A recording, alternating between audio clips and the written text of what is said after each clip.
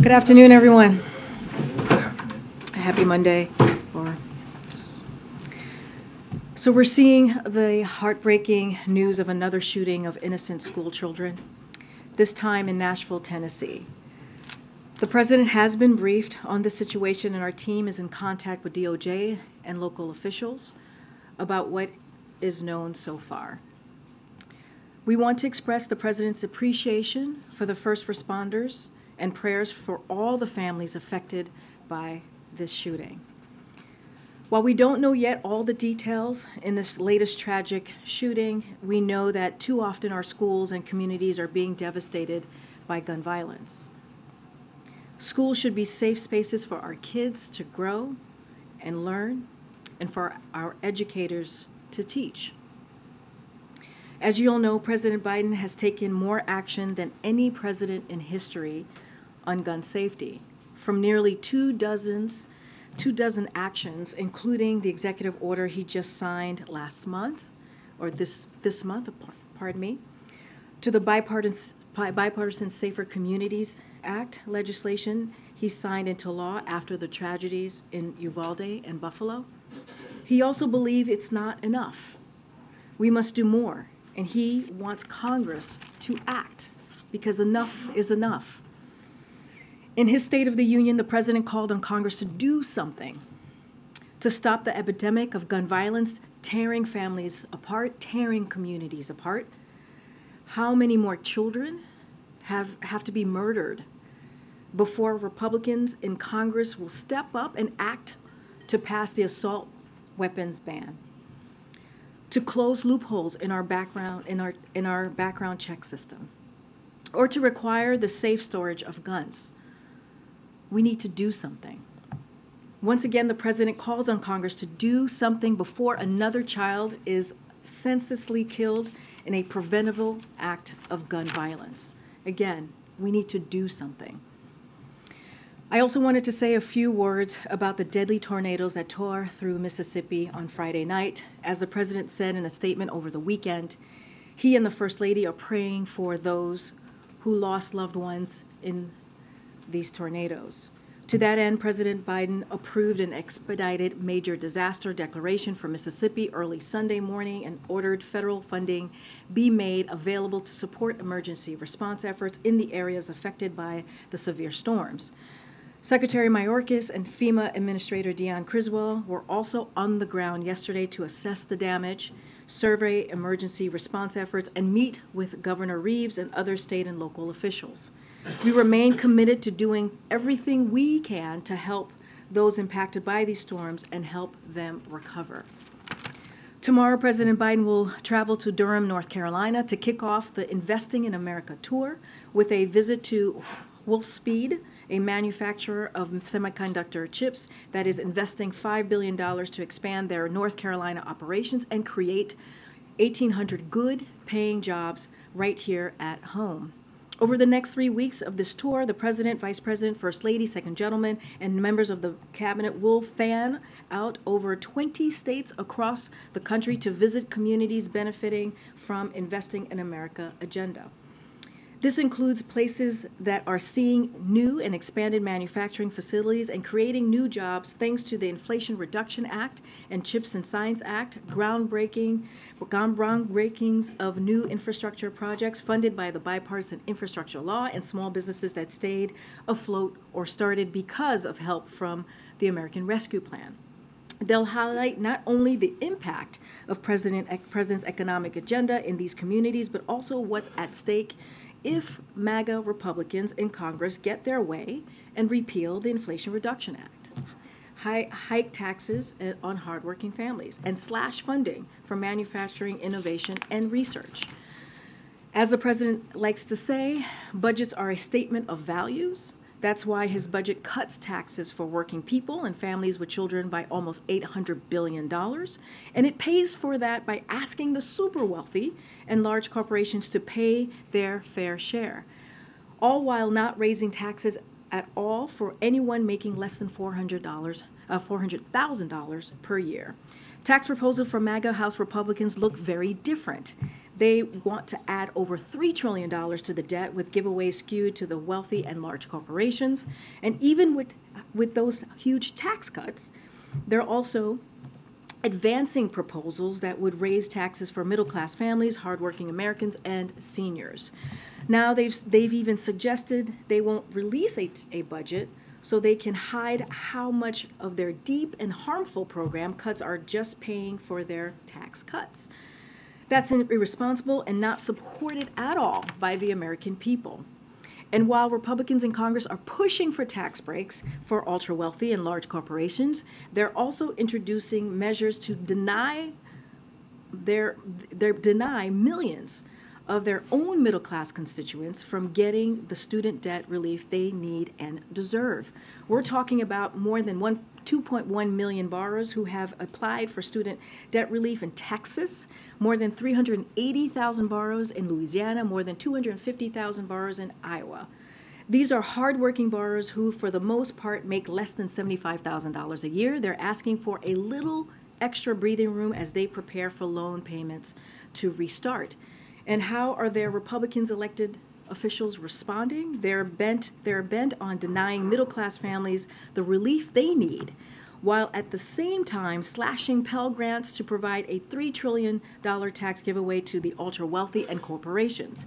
These are the same Republican officials who voted to forgive hundreds of thousands of dollars in PPP loans for businesses. Some even had their own loans forgiven, as you've heard the president speak to many times. So I want to be very clear here. President Biden will continue to fight for the middle-class families as he has been this past 2 years in his presidency. The president has also made clear he will veto H.R. 1, another bill that House Republicans have put forward to drive energy costs up for middle-class families, pad the pockets of big oil companies, and endanger the health and safety of all Americans. H.R. 1 would double the cost of energy efficiency upgrades that families need to reduce household bills. It would repeal key provisions of the Inflation Reduction Act to cut energy costs and boost economic development. It would eliminate pollution control requirements that prohibit big companies from polluting the air we breathe. And it will allow petroleum refineries that use hydrofluoric acid, a highly toxic chemical known to cause severe burns, eye damage, declassification of bones, to avoid any requirements to consider safer alternative. It is no wonder the bill was endorsed by big oil companies. And with that, Amr, thank you for your patience. Of course. On Nashville, pointed to last year's bipartisan reforms, as well as alluded to the executive actions, I think, of just a few weeks ago. And then you also pointed it's not a panacea, but is there any disappointment from the administration that these efforts haven't had more of effect on lessening the scourge of terrible violence?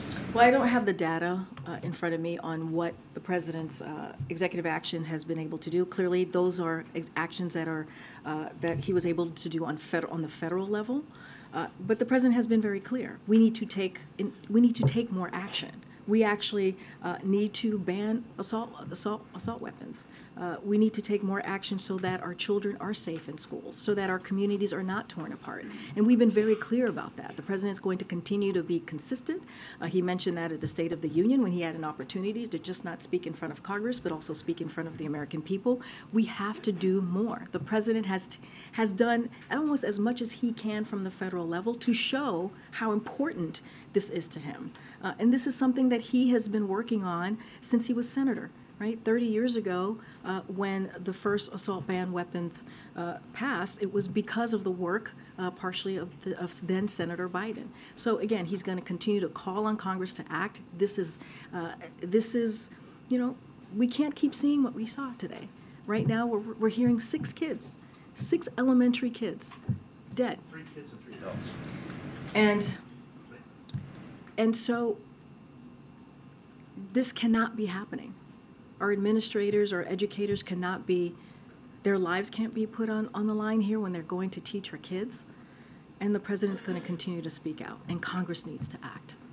If I could just ask about, in Israel, before you got out here, Prime Minister Netanyahu announced his decision to delay action on the judicial overhaul until after, or until the next Parliament session.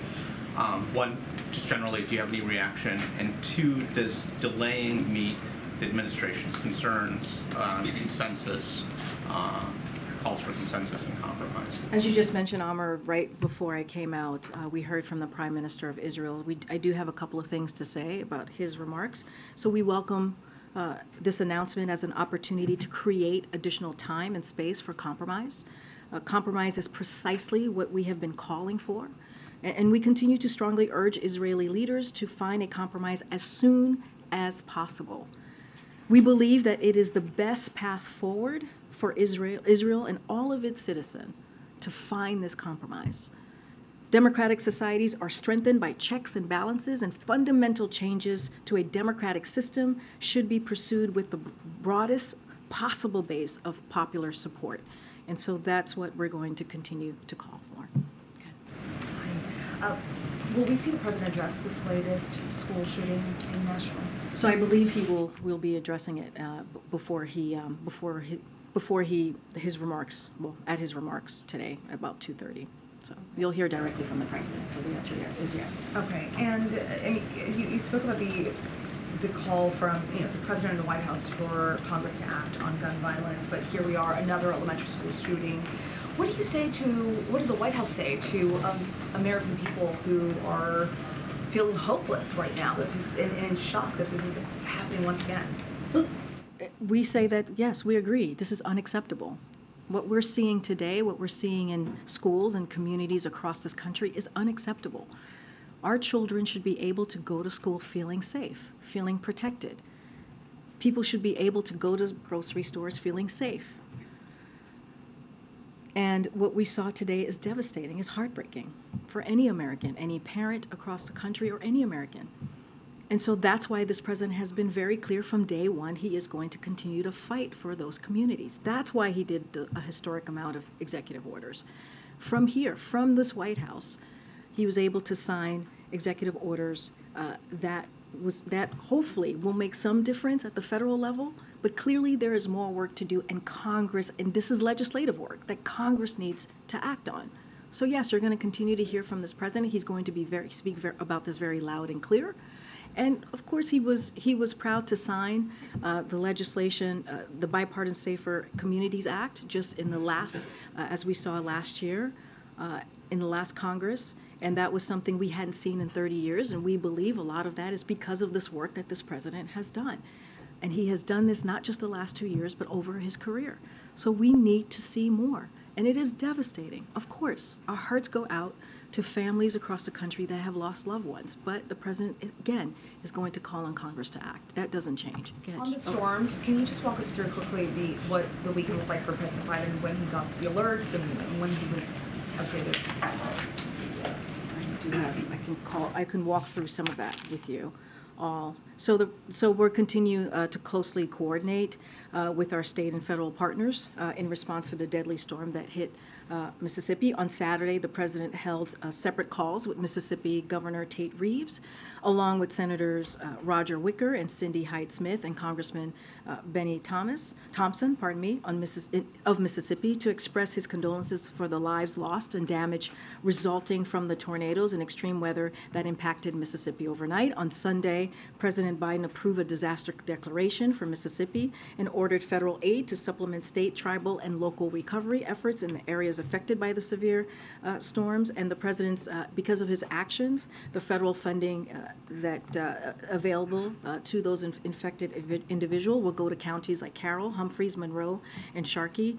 And also on Sunday, as I mentioned at the top, we saw FEMA Administrator Deanne Criswell and DHS Secretary Mayorkas travel to Mississippi to survey the damage and meet with federal, state, and local officials. And so the president, again, will continue to be updated as over the next couple of days. And so this is something that we are taking very seriously. Is it at all Mississippi? I don't have any trip. We don't have a trip to preview at this time. Thank you. Thanks, Karine. Does the White House have any additional executive orders in the pipeline on guns, given the realities of the lack of support for these things in Congress? So don't have anything to preview at this time on any additional executive orders. As you know, earlier this month while we were out west, I think you may have traveled with us. I can't remember. It felt like ages ago at this point. The president was able to announce an additional executive order, but we've taken historic actions. You know this, Jeff. I know you've covered this. The first year and a half, more than any other president has. And so clearly we have taken this seriously. But again, we need legislative action, and that has to come from Congress. On one other topic, are U.S. regulators and is the administration looking at expanding emergency lending facilities for banks to help give First Republic Bank, which is one of the ones that's been of concern, more time to shore up its balance sheet? So don't have anything new to share from here. As you know, that's something the federal regulators and the Treasury Department, that's something that they would be focusing on. What I will say more broadly about regional banks and the actions that could potentially be taken, as Chair Powell recently said, our banking system is sound and resilient with strong capital liquidity. When we've taken decisive and forceful actions to strengthen the public confidence. You've heard me say that many times from here. That was something that was important for the president to do, and also give bank access to resources to meet those depositors' demand. And so, look, we took actions. The deposits stabilized at regional banks. That's what we have seen over the past 10 days or so. But I just don't have anything to share beyond that as it relates to regional banks or First Republic. But again, the actions that we have taken has certainly, we have seen them work. And we want to continue to give Americans confidence, but also make sure that depositors get what they need as well, the resources that they need. Just following up on the idea of hopelessness, which I think all parents feel in a pretty visceral manner on days like today, does the president believe that there is an actual legislative solution to this, or a solution that the government can bring, given kind of culturally where the U.S. is on this issue with political divides, all of these things put together? Is there an actual solution here? Well, the president, as you've heard him say many times before, he's an optimist and he's a fighter. And you have seen that from this president over the last 2 years. And he's an optimist, and rightfully so. You saw him sign a bipartisan piece of legislation that we hadn't seen on gun violence, to deal with gun violence in 30 years. That's because of this leadership of this president and the work that he's put in. So we have to be optimistic, and we have to fight at the same time. But we also have to call out what is unacceptable, and what we continue to see in these communities is unacceptable. And I know, Phil, you're a dad. I'm a parent as well, and what we're seeing, when you see those types of stories coming out of Nashville, it is devastating. It is devastating. And elementary schools should not be happening. And so you're going to hear directly from this president later today. Just one Yeah, more. sure. Back on Israel real quick. It's a domestic issue. There's a personal relationship between the president and the prime minister, obviously the dynamics between the U.S. and Israel. How does the president view his role when it comes to what's been happening in Israel the last few months? So look, the president, as you know, just recently, but believe March 19th, he spoke to the prime minister. They had a very honest conversation. We gave a readout of that conversation, and you saw a statement from our NSC spokesperson just yesterday about the situation that we have been seeing, especially on this particular issue of the judicial court. And, when he discussed this with the prime minister, he said democratic values have always been and must remain a hallmark of the U.S.-Israeli relationship. As you said, a close relationship. Democratic societies are strengthened by checks and balances, and fundamental changes to a democratic system should be pursued with the broadest possible base of popular support. That is what we all shared with you from that readout. So, U.S. support for Israeli security and democracy remains ironclad. That is continuing to be the case. But we will always have those honest and frank conversations with our partners, with our friends as well. Go ahead. Thanks, Karine. Just one follow-up on banking. With SVB's sale to First Citizens, does the administration believe the worst of the banking crisis is now behind us? So we welcome the news, which comes at no cost to taxpayers. This is a process run by the FDIC, as you know, And so again, because of the decisive actions that we have seen from the banking, the regulators, and from our administration, the banking regulators, and also the Treasury Department, the banking system is safe. The Americans here can be confident, and we have seen deposits stabilize at regional banks throughout the country, and in some cases, outflows have modestly reversed. So what we have done these past 14 days or so has worked. Not going to go beyond that, but certainly we welcome the news. The shooting in Nashville has an unusual component in that the gunman is actually a woman, an adult woman has been identified, now 28 years old. Does the president have any expectation that when looking for a new way to talk about gun violence, we've been through Sandy Hook in the Obama years, we've been through Uvalde in this administration, looking for some way to have circumstances change how Americans feel about it. Tennessee is obviously a state with a gun culture as a part of its identity for many Tennesseans who live there and believe in a gun culture. Do you think there is any component of this, like having a female suspect, highly unusual, like in single-digit percentage of this, that could be a point for him to address to try to break through on a subject that has thus far not made change in the legislative realm? So look, I know that the reporting on the shooting is still coming out, so I want to be very mindful and not get I've heard or watched those reportings as well before coming out, so just want to be very mindful to not get ahead of I'm sure there'll be an investigation, they'll look into it, just want to be careful from here. Look, the president's going to continue to take action to reduce gun violence because this is a priority for him and he wants to save lives. He thinks it's important, clearly, to save lives, and he believes that more must be done. And that is something that you've heard from the president multiple times, sadly, when this has occurred. But he's also going to continue to ask Congress to enact common gun law reforms. That is something that must be done in the legislation, right, in the legislative branch.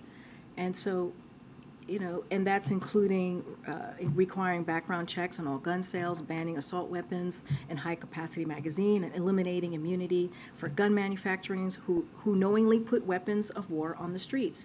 And so those are things that they can do. Those are things that Congress can actually act on if they come together and take action.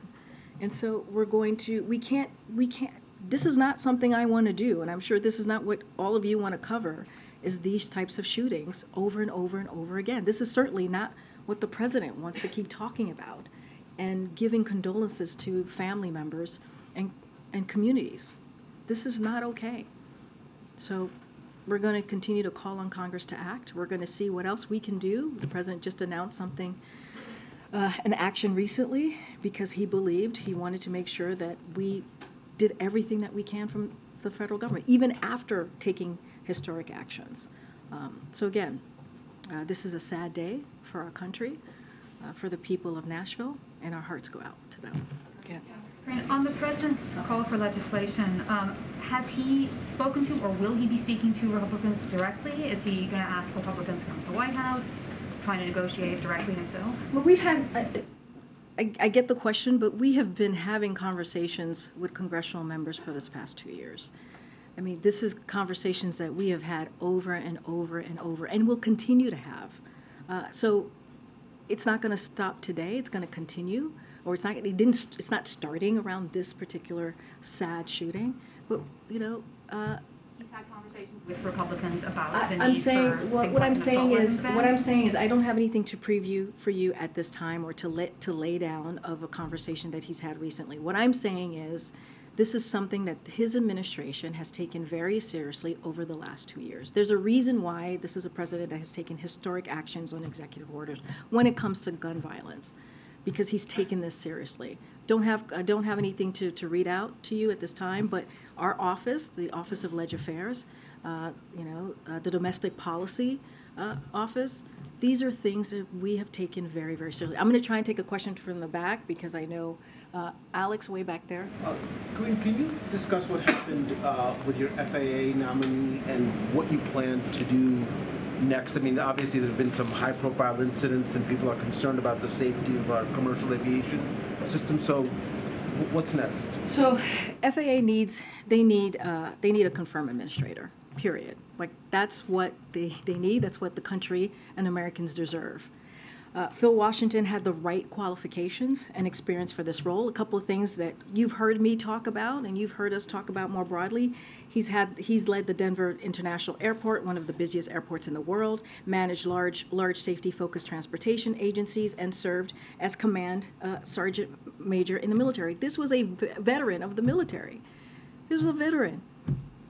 And, you know, there were games that we played on, an onslaught of unfounded Republican attacks on Mr. Washington, on his service, his experience, and which irresponsibly delayed the process. So, including threatening unnecessary procedural hurdles on the Senate floor. That's what was happening. And so, Senate Republicans' month-long relentless campaign to sink the nomination of a qualified, again, military veteran. Our administration believes that his service in uniform is an asset. That should have been an asset. So again, we respect Mr. Washington's decision and are grateful for the time he dedicated to this process and continued commitment to public service. But again, the FAA needs a confirmed administrator here. Christian, go ahead. I know. Yeah, thanks. I wanted to ask about this SBA roundtable coming up. There's been critiques from Republicans that the administration, while you guys are addressing all this fraud that we saw during the pandemic with the small business programs, there isn't enough work being done to modernize the system so that this moves quickly and smoothly going forward and we don't have to do this back-thinking process again. Do you have any response to that? Yeah, I do. Look, America's small business economy is opening again. Right? It's growing, and a lot of it is because of the work that this president has done this first 2 years. 10.5 million applications that we have seen for small businesses. That's because of the work that we have done, starting with the American Rescue Plan. And because of how we've handled COVID relief, because of how we've handled making sure that we have an economy that grows from the middle up and the bottom up, middle out, we have seen this increase of people going out there trying to start small businesses. We have seen making sure that people don't get left behind. And this is because of SBA programs and services. And just a couple of things, CBA they have scaled up its use of technology and centered customer service and experience, increasing accessibility, streamlining processes, and delivering broad support across our programs. And because of that, they've been able to deliver on these historic outcomes. So the data shows that SBA has done the work because of this president's leadership to make sure that you see these small businesses growing. And a lot of that is from the beginning of the first couple of months that the president walked in, passing the American Rescue Plan. By the way, no Republican voted for. I know, we have to go. I'm going to take one more and try to go to the back here. Go ahead, John. Thanks a lot, Karine. Any chance of the president reaching out to the Tennessee congressional delegation, predominantly Republican, in terms of trying to move legislation forward on the front of gun control, trying to, as you put it, move forward with meaningful gun control?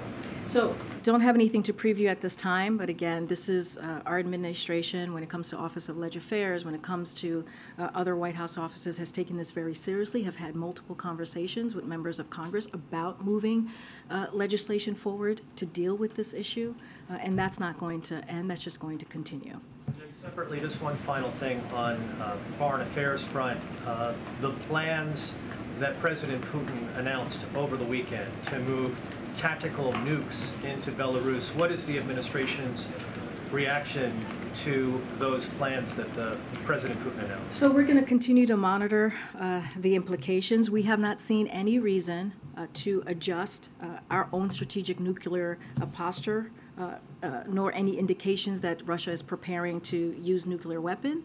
And so, we remain committed to the collective defense of the NATO alliance, but we have not seen any reason right now to change or adjust our posture. All right, guys, I know we'll see you on the road tomorrow, and I'll be back on Wednesday. Thanks, everybody.